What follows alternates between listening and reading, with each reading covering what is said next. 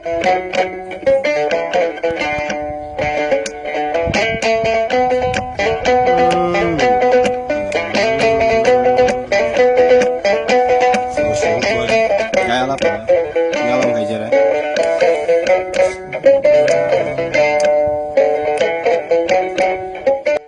e pele mawɓe men golliɓe ko tiidi e nder tarikh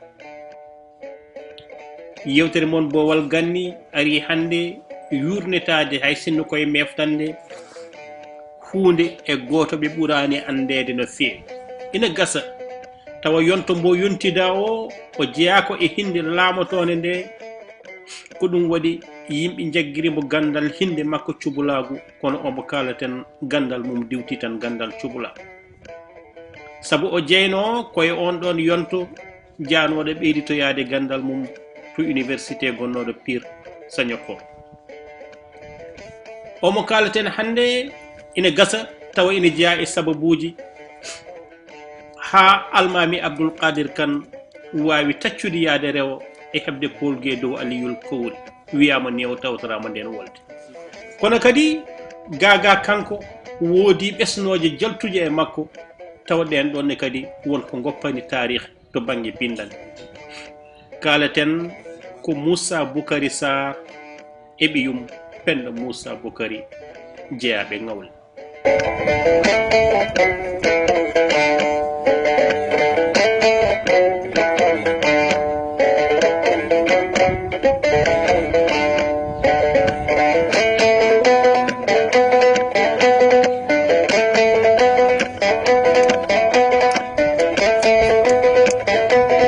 Moussa Boukary Sarr ko gando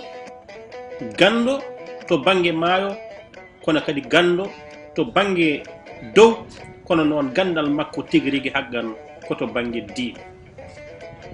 ganduɗo diini jannguɗo lasrari ganduɗo ko woni e birnide maayo kono kadi ganduɗo gandal raddo e waaji. Moussa Boukary Sarr haade mum sosoyde Ngawle adi wonde ko wuro wiitego Lollungo e Jammule hande gonɗon wuro wiite ko Tessem woni ko banggue rew maayo Sénégal. Wiyama ni ko ɓuuri hewde yettaɓe Sarr ko ɗon gummi nde puɗɗi sarade e nder nokkuji kewɗi ɓe hen jeehi ɓokki ɓe hen jeehi Ngawle ɓe hen jeehi nokkuji goɗɗi. Ina gasani kadi tawa on tumo walla ko adi nden to iwdi mabɓe koɓe jillodiral hakkude leƴƴi ɓuuri tengtude hakkude sereraɓe e haal pulare. Nde ummi Lollungo ko adinde omo susoye Ngawle Moussa Boukary Sarr hoɗi ɗo saare coofi ɗo bammakko noon wiite ko Boukary Yero Sarr kono kanko Moussa Boukary nene makko innerima ko Samba Fatimata nene makko wiite ko Fatimata Seydi ko kaw mum Alhaji Oumar Tall Cheikh Oumarul Foutiyo sabu Fatimata Seydi kam e Aissata Seydi jibinɗo Adama Aissi o nene mum Cheikh Oumar ko kañum men jiidi baba goto. Fatimata Seydi jibini Moussa Boukary Aissa Seydi jibini Adama Aissi. Alhaji Oumar ni wiyama wonde ari Ngawle naati toon halwa hade mum ummodade ɗon jihad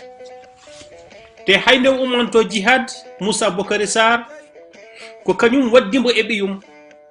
biyeteɗo Penda Moussa Boukary mo ganduɗa o yeehi jihad. Moussa Boukary Sarr fotata yiide aduna ko hedde hitande 1995 to coofi sabu ba makko ko ɗon wonno o adi janngude ko e ba makko Boukary Yero Sarr sabu kañum e hoore mum wonko joguino to banggue gandal diine caggal mum kanko Moussa Boukary Sarr o jokkoyi to wuro ina wiye Idaw Ali gonɗon woni koto rewo maayo Sénégal. Nde ummi toon ko nden o yeehi Pire Sagnokor o yaadi walla o tawodiri toon e yonto gonnoɗo toon ɓeyditorade gandal sabu won defte tawetenode ɗon taweteno ko hayno ɗum ni ina jeeya e sanɗaji kewɗi jeeyaɓe Fouta keewi jofunoyde jangde mumen koto Pire Sagnokor ko abbitade ɗen defte kono tawata eɓe tolnimo won e jangde. To Pire Sagnokor Moussa Boukary Sarr ko toon hawre Abdoul Qadir Kane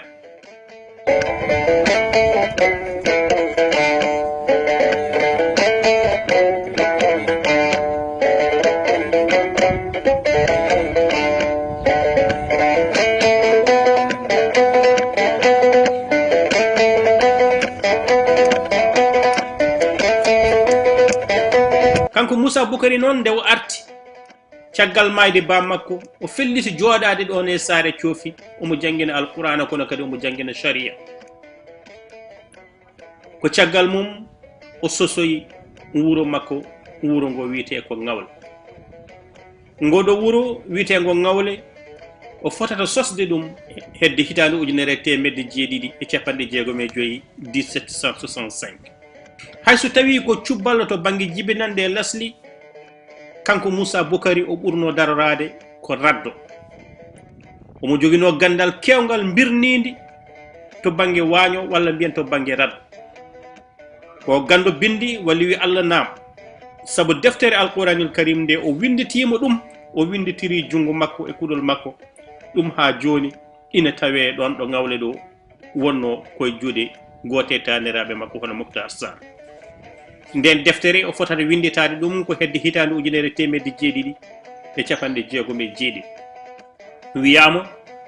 ko kayitaji naam o windiri ɗum kono ko somira ko ɓuuri ñiibi deftere nde somira ha joni deftere nde ina mofta to wuuro makko Ngawle ngo sosno e 1765 wiyama kadi kanko Moussa Boukary Sarr o woni imam juma ɗon e Ngawle kan juma ni ko kanko adi mahde ɗum hedde 1767 ujunere temedde jeeɗiɗi e capanɗe jeegom e jeeɗiɗi saabu won wiyoɓe juma kana hecci El Hadj Oumrol Foutiyou Tall duuɓi capanɗe tati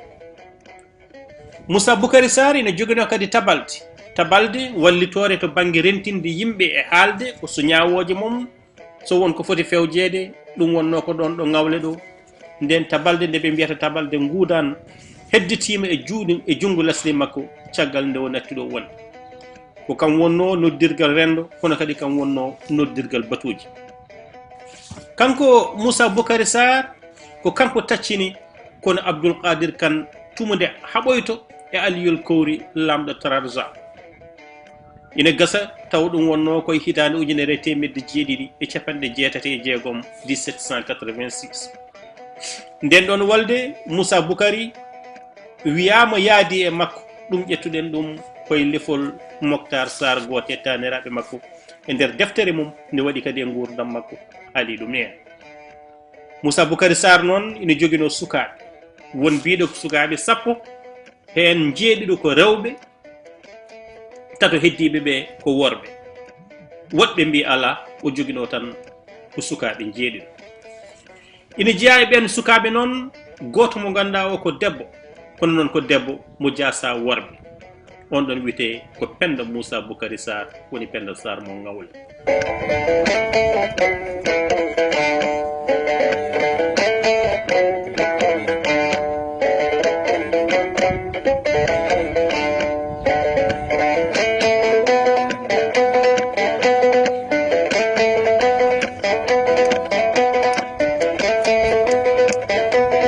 ina jeeya e ko yalti e Moussa Boukary Sarr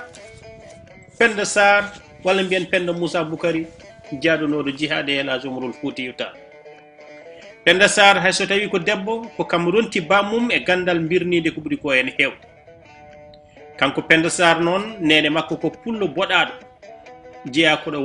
waɗaɓe penaka walla waɗaɓe pendaw penaka nene makko noon ma yi gila mo woni suku ko jiidani tan El Hadj Oumrol Foutiyou wonde denɗi ko mo foti rokkude limsere omo jiidire El Hadj Oumar kadi to banggue nene makko to ngati goto e mabɓe yalti ko e Mbouré Sogui goɗɗo o yalti e Hawa Sogui Penda Sarr ko koddo e galle bamum galle mo sukaɓe 10 no hen mbiri kono kadi woɗɓe mbi ko sukaɓe jeeɗiɗo Moussa Boukary Sarr dañɗo kanko Penda Moussa Boukary Sarr o fotata yiide aduna ko hedde hitande ujunere temedde jeeɗiɗi e capanɗe jeenayyi e nayyi 1794 walla woɗɓe mbi 1797 wawi hen wonde foof ujunere temedde jeeɗiɗi e capanɗe jeenayyi nde fawi duuɓi wadde mbiyen o yiƴƴi koye El Hadji Omarul Foutiyou Tall. wiyama ni gila cukagu makko kono no sukaɓe rewɓe caggal bottaji jahata lawƴoyde kaake tello e maayo ina ɓufto woodi ko nanguimo ɗon no woni toon waktuji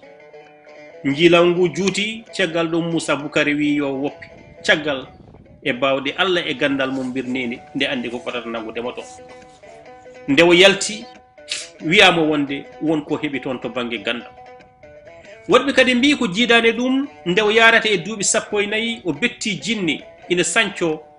taw omo yoknoyo ba makko Moussa Boukary Bottari hakkude wuro mabɓe e Podor ɓe hen mbi hakkude Ngawle e Podor kono so tawi a yeehi Fanayi ɓen ɗon mbiyata koye kolaɗe Fanayi ɗe wonno saabu kanko Pendo Moussa Boukary o nehano koye mawni biteɗo Maymouna Moussa Boukary ko e kala ɗo wawno hen wonde o heeɓi e on leɓol e sukndu mum walla jubbol e sukndu mum caggal nde ɓe poɗodiri ɗum ko juuti jinne o woppidimo hen hewɓe mbi nde ɗo lebre walla ngol ɗo jubbol ina jeeya e sirruji Pendo Moussa Boukary Sarr.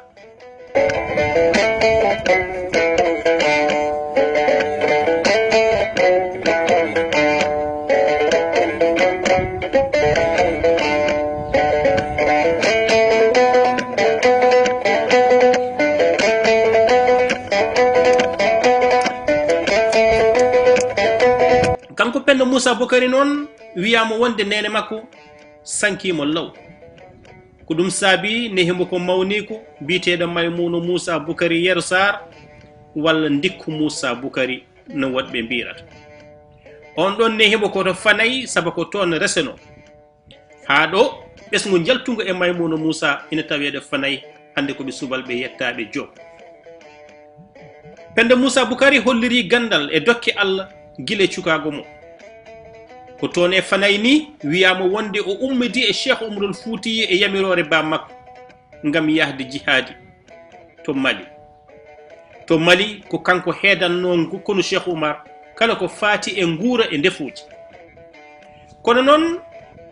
Mamadou Yuri Sall e film mbo waɗi hen e nder Badiorɗo wi o heedana tan ko faati e ndefuji kono noon kala ko faati e nokkuji ɗe taccete tuma nde ɓe jahata nde ko kanko jogino on ɗon sirlu taccugol ɗin ɗon nokkuji e kala ko faati e maayo so calli mum so maaje mum so beeli mum ina gasa kadi taw kanko Pendo Moussa Boukary Sarr Cheikh Oumar wona Mali tan ɓe jaaji kono ina gasa taw o yeehi ha Niger Mamadou Yuri Sall ni ina namdito beele Pendo Moussa Boukary yahani ha Cap Vert ko wawi hen wonde foof nde ummitto Mali ko tawa o yiɗi hodde woɗɓe mbi ko tawa ba makko gaɗo woni ga faami ko El Hadji Oumar Tall rokkono gasi kono eɗen jogo sikkitare e gon miijo saabu nde El Hadji Oumar Tall ko rokkote gasi Moussa Boukary wawano wurde ha nden tawde kay o yi aduna ko hitande 1995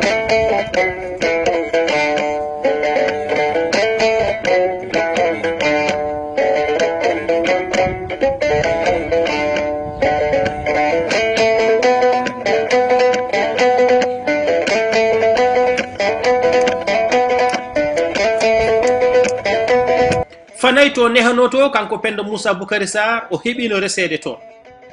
ete won wiiɓe o woppani kono ko ɓuri ko labde wiyama o woppi sukaɓe ɗiɗo tawde ɓen mbi ko o woppi biteɗo Aliou Penda e Maymouna Penda ina gasa taw Maymouna Penda o inniri ɗum ko mawni ko Maymouna nehanoɗo mo toon nde o ummiti Mali e jihad o e nodditano ba makko no ɓe hen mbiri ko Allah tan andi walla taw koye gandal makko birnidi wiyama wonde hay goto anda holno artiri ga e jeey makko kono nde o arti gayni o ɓuri wonoyde koto Saint-Louis Sénégal to Guet Ndar ni ko toon o mayi ko toon kadi yanare makko woni e nder guenale Guet Ndar wiyama wonde o wuuri hedde duuɓi temedere Pendo Moussa Boukary Sarr noon ko gando to gandal birnide ko gando no feewi to gandal birnide to gandal maaje sabu eɗen gandi e yonto ba makko en ɓuri tengtude yonto alma magal lelnanoma kuule to banggue taccugol maayo kanko e hoore makko nde Moussa Boukary ummi ɗon walla nde wonoy e nder nokkuji goɗɗi laana tubakoɓe wirtata ko mo ɓenna taw wona e welede makko so ɗum ala o dartina kana laana ha ɓen gara tottamo hakke makko walla fodde taccugol mumen nde wawa woppidde ɗumen kanko Penda Sarr kala to rewno o woppi ɗon ɓarakke gurdam ha e nder nokkuji e nder Jolof ha e nder nokkuji e nder Casamance to ganduɗa to won mit gonɗo toon wiyowo ni ko toon o ummi o hoccoya ga e ngore maayo kono ɗum wona miijo laatigo e kala ko wawi hen wonde so jeeri gonɗa so waalo sa neɗɗo diƴƴi sa neɗɗo laddeji kala ɗo ƴiyal ɗeɗɗuma sa wi bisimillahi mbiya barke Penda Sarr mo Ngawle ha joni won kutortoɓe ɗum ƴiyal ngal ƴiw hay sinno ko seeɗa ko ɗum ɗo kemnoɗen meftude hunde e gurdam Moussa Boukary Sarr e ɓiyum Penda Sarr mo Ngawle e nder yewtere mon Boowal Gandi.